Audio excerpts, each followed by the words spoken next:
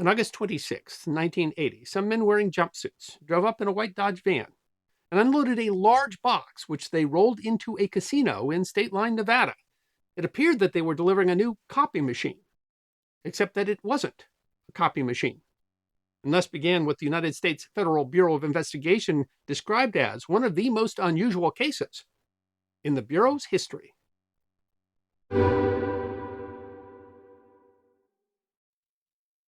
Harvey's Wagon Wheel Casino can be said to be an institution in the Lake Tahoe area of Nevada.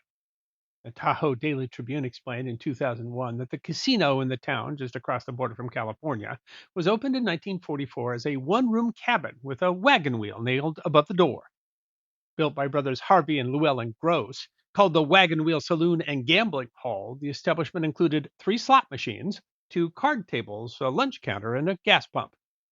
It was, according to current owner Caesars Entertainment, the South Shore's first casino hotel, laying the foundation for what would become one of the region's most iconic gaming destinations. Tribune reporter Rick Chandler explained that business was difficult in the early days, especially in the era when Lake Tahoe was virtually snowbound in winter. The Grosses held on, however, and eventually the state started maintaining the highway in winter, and Lake Tahoe became a year-round destination. As it did, Chandler explains, Harvey's grew with it. In 1961, the brothers began an ambitious multi-million-dollar expansion of the casino.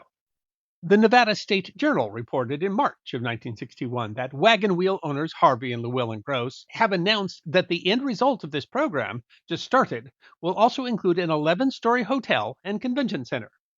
So in March of 1963, the once one-room establishment opened what was described in the Nevada State Journal as a 200-room, ultra-modern hotel, and the only skyscraper in the entire Lake Tahoe basin. By 1980, the Gross brothers still owned the business, and the hotel and casino were still thriving, making millions of dollars and attracting high-stakes gamblers. According to the FBI website, in the early morning hours of August 26, 1980, men wearing white jumpsuits and pretending to deliver an IBM copy machine rolled a bomb into Harvey's Resort Hotel and Casino in Stateline, Nevada, near Lake Tahoe. So began, the FBI webpage says, one of the most unusual cases in our history. The story of the delivery of the device is interesting in itself. The newspaper SF Gate explained in 2023 that men dressed in jumpsuits had pulled up to the casino in a white van and wheeled out a device the size of an IBM copier. Reporter Jim Sloan wrote in the Reno Gazette-Journal in 2005 that at 5:30 a.m., 2 musicians who were just getting off work at the hotel noticed men pushing the cart with a large package with the letters IBM stenciled on the side and thought, wow, IBM delivers. SF Gate notes that a security officer at the casino held the door for the men as they struggled with the package's weight. Retired FBI Special Agent Chris Ronay was quoted on the FBI website that somewhere in the middle of the night, these fellows delivered this bomb on a cart or a dolly, rolled it into the casino main floor into an elevator, and took it up to the administrative offices with a cover over it that said IBM, and it was ostensibly a delivery of a piece of office equipment. The device, 2 large boxes, was later discovered by a casino shift supervisor named Bob Vinson. Sensing that the package was out of place, Vincent contacted the casino security department. And when security supervisor Simon Caban came to check it out, he noticed a bulging envelope laid next to the package and immediately suspected that it may be a letter bomb. Caban gingerly opened the letter, and inside was an extortion note. The note explained that this bomb can never be dismantled or disarmed without causing an explosion and is full of TNT. It is our advice to cordon off a minimum of 1,200 feet radius and remove all people from that area.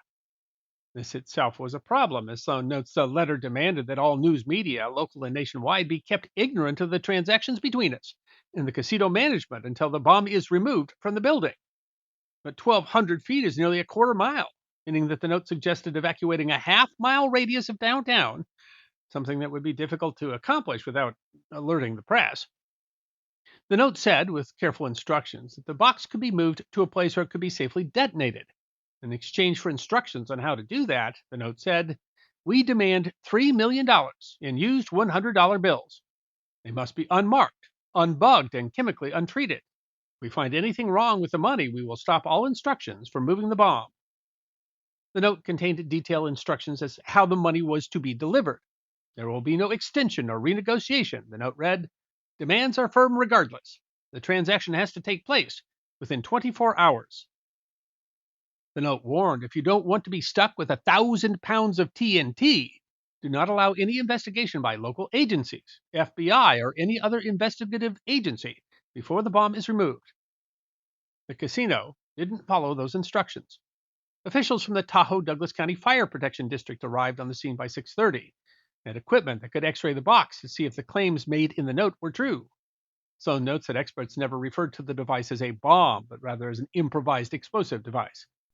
Over the course of the day, numerous experts on explosives were contacted, including, Sloan notes, the FBI. After thorough investigation, at least 8 different triggering mechanisms were detected within the box. Ronay said, "We had never seen anything quite like it. What we know about it afterwards is that it was virtually undefeatable. There were 8 fusing systems, as it turned out. The timer simply was one of them. The anti-motion switch was another. The float mechanism was another. The device was enclosed in a metal box, and the lid of the metal box was secured by some flathead screws around the perimeter of the lid. Those screws were attached to wires and contacts, so if they were removed, that would detonate the device. There were layers of rubber and metal on the inside of the box so that if an entry was attempted, a drilling or some inspection entry was made, that contact would function the bomb." Sloan reports that bomb experts had to agree. Everything extortionists had said about the IED was probably true. Not only did the device appear to be what it claimed, but the note said ominously, "In the event of a double cross, there will be another time, sometime in the future, when another attempt will be made. We have the ways and means to get another bomb in." Hotel security cleared the hotel, and Douglas County Sheriff Jerry Maple worked to evacuate the area downtown. This was an issue. Sloan notes as one of the biggest casinos in his county was sitting idle, losing millions. It was costing his county perhaps hundreds of thousands of dollars in lost tax revenue. While one group of FBI agents developed a plan to deal with the explosives, another group formulated plans to capture the extortionists. Adam Higginbotham wrote in a 2014 edition of the magazine The Atavist that agents knew that the money drop was the weak point in any extortion attempt. While the drop was supposed to be by an unarmed pilot flying Harvey's own helicopter, FBI agents had ordered an FBI helicopter and pilot. Sloan reports that the agents confirmed with Harvey Gross, giving him the option of paying the $3 million or allowing the FBI to assemble a phony packet of cash that had the same weight and volume as $3 million. At the FBI's suggestion, Harvey decided to go with the FBI package. Reporter Ryan Hoffman wrote in the Tahoe Daily Tribune, the FBI informed Gross that the device, which weighed roughly 1,200 pounds, would almost assuredly blow or be completely disarmed inside the casino. Gross, whose primary concern was making sure nobody was hurt in the blast, made it clear that he was not paying the ransom. FBI agent Bill Jonke recalled. He said no, he wasn't going to pay them a dime. FBI agent Joe Cook, a pilot who had flown helicopters in Vietnam, piloted the helicopter. Although the instructions were that the pilot was to be alone, a second armed FBI agent was hidden inside. As many as 20 cars of FBI agents were placed, ready to follow whoever collected the ransom on the ground, while the fixed-wing aircraft flew overhead. Following the instructions given, Cook flew to the Lake Tahoe airport, where he was told to stand by the public phone. The phone rang, and the caller instructed Cook that another note was taped beneath a nearby table. He was to fly south in a straight line along Highway 50 and look for a strobe light. He followed the instructions, but it went wrong. Flying 15 miles, as the note had told him, Cook could see no strobe light. Unsure what to do, he flew back to the airport in case the extortionists called again. He didn't.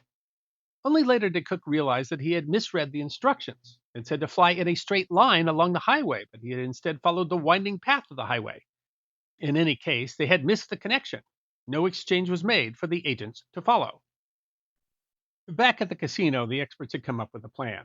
The FBI webpage explains if the 2 boxes could be severed using a shaped charge of C4 explosive, it might disconnect the detonator wiring from the dynamite. Bomb experts evacuated the building, gave appropriate warnings to officials, and tried their shaped charge at 3:47 p.m. on the 27th. The plan was the best one available at the time, the FBI website notes, but it didn't work. The bomb exploded, creating a 5-story crater in the hotel. Ronay said, looking up from ground level, you could see TV sets swinging on electric cords and toilets hanging out by pipes. Debris was everywhere. But the area had been properly evacuated, and no one died in the explosion.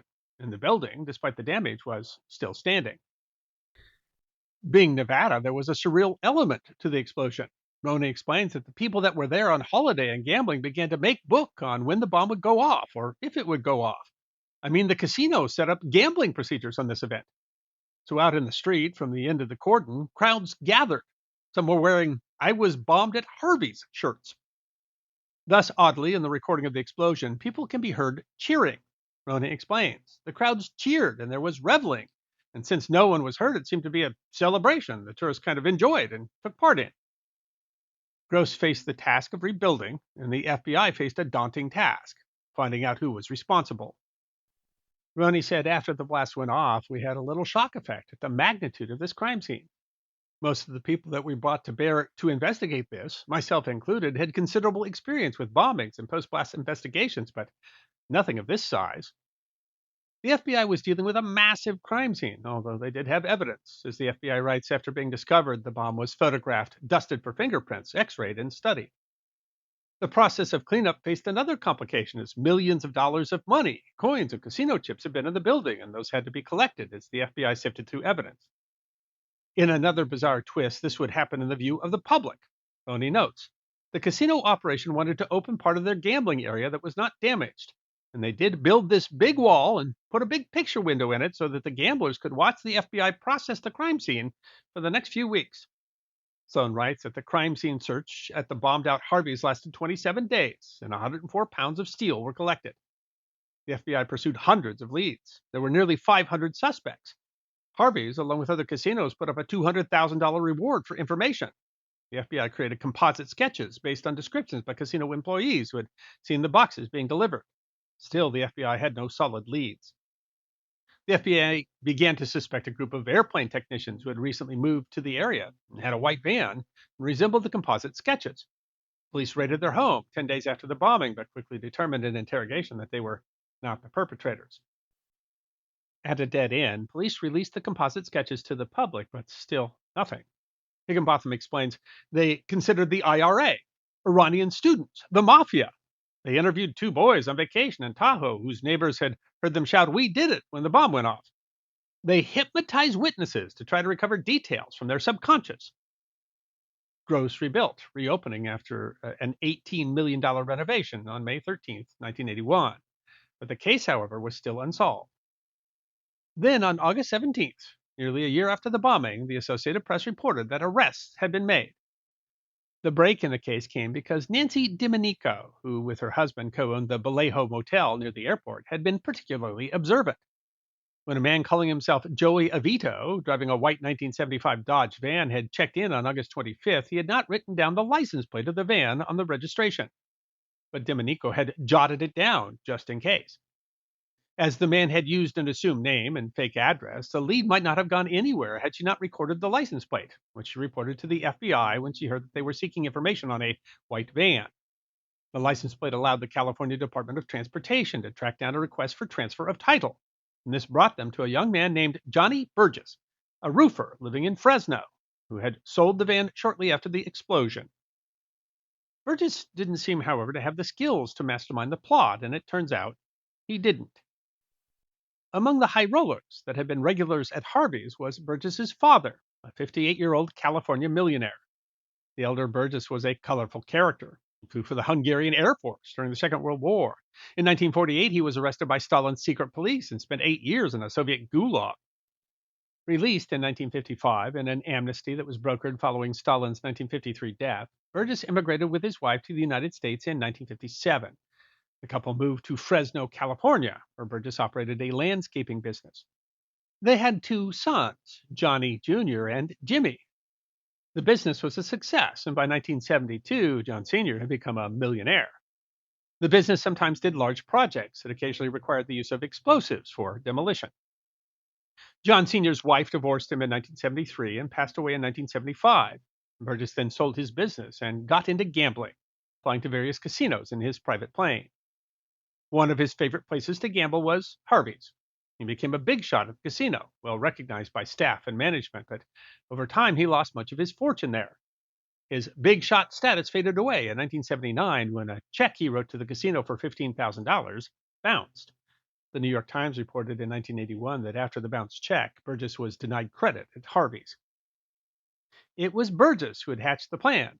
He had enlisted his sons to steal the dynamite from a construction project and had constructed the bomb himself.